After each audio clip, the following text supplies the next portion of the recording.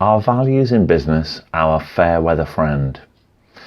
When I was in Warsaw in 2015, I met a lady called Zofia Dzik, and about 18 months later she asked me if I'd speak at a conference that she was organising at Google.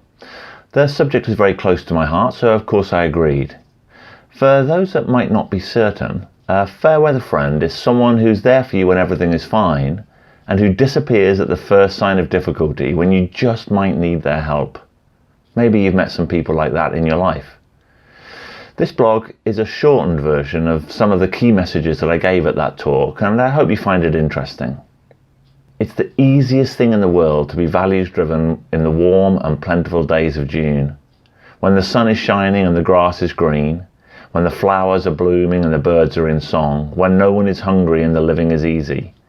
In the warm and plentiful days of June, we can pretty much do what we want and everything will be just fine.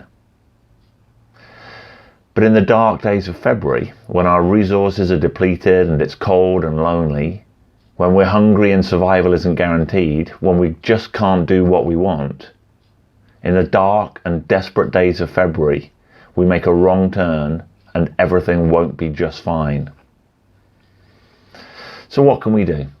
How can we maximize our chances? How can we try and make sure that our values don't perish and get blown away on the wintry, icy gale?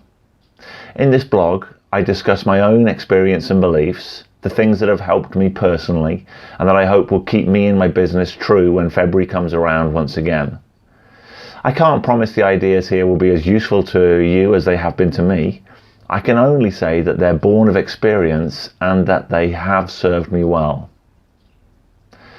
So how can a business become values driven? I read an article once, maybe 25 years ago, maybe even longer now, which talked about two polar opposite methods of creating a values driven organization. I'll paraphrase the methods here. Method 1, collaborative brainstorming and creative consolidation. In this first method, we gather together all of the senior players and opinion formers in the business, those who define how things are done around here.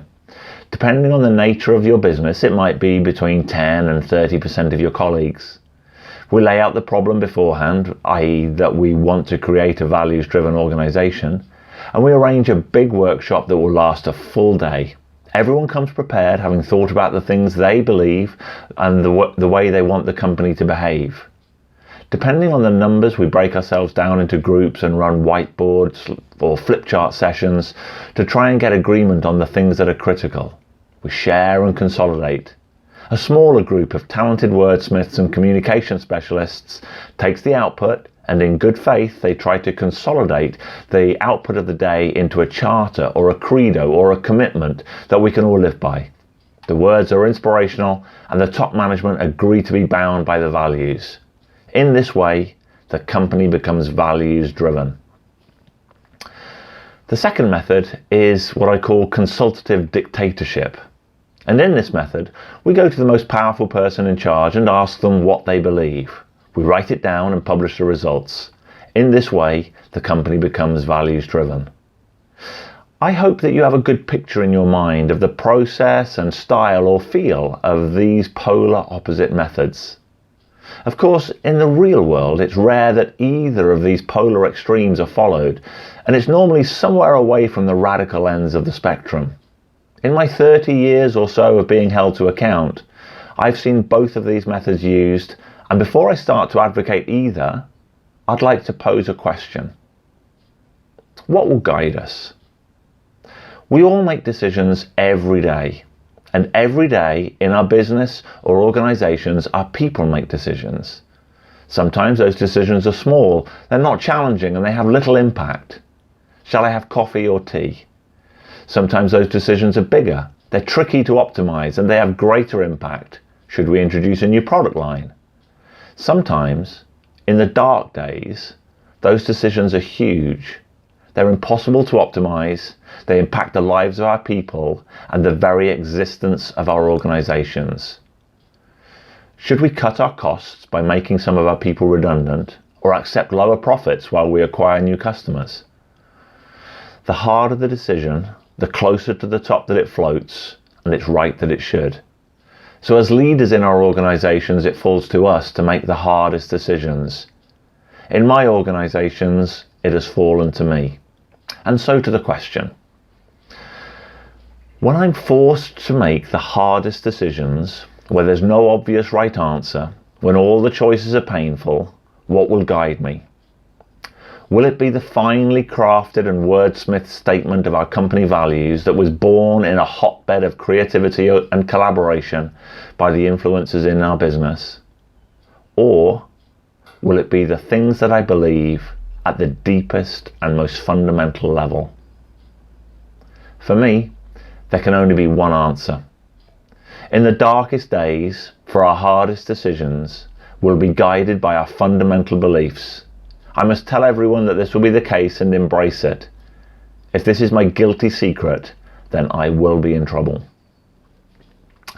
And knowing that it will end with my fundamental beliefs, I conclude that the only sustainable course of action is to start there too and embrace it. So as unpalatable as it may sound to some well-read modern managers, the route that I advocate for creating a sustainable, values-driven organisation is closer to consultative dictatorship. If we want the values to survive the icy blast, then I believe they must be completely aligned to the most senior decision maker in the business. The buck stops there. It's definitely possible to succeed via the other route, but I think it takes a very special sort of person to be in charge. Someone who can sublimate their own beliefs and replace them with a credo designed by committee and then carry it through to guide their actions in extremis. In my experience, such people don't often make it to the top of their organisations. And of course, it's entirely possible that the carefully crafted credo aligns completely with the personal beliefs of the most senior leader. If it does, then it's either a very fortunate accident, the result of careful recruitment, or the collaborative brainstorming and creative consolidation process was somehow perverted and overly influenced by the beliefs of the leader. In the longer version of this blog, I went on to talk about some of my personal beliefs and how they translated into the values of the business I was leading at that time. You can see the full version of the blog if you're interested, and I'll put a link down below. But for now, I think I've taken too much of your time already, so I decided to close it there. If you'd like to talk about how you can create your own values-driven business where those values run deeper and more true than a flighty fair-weather friend, then please give me a call.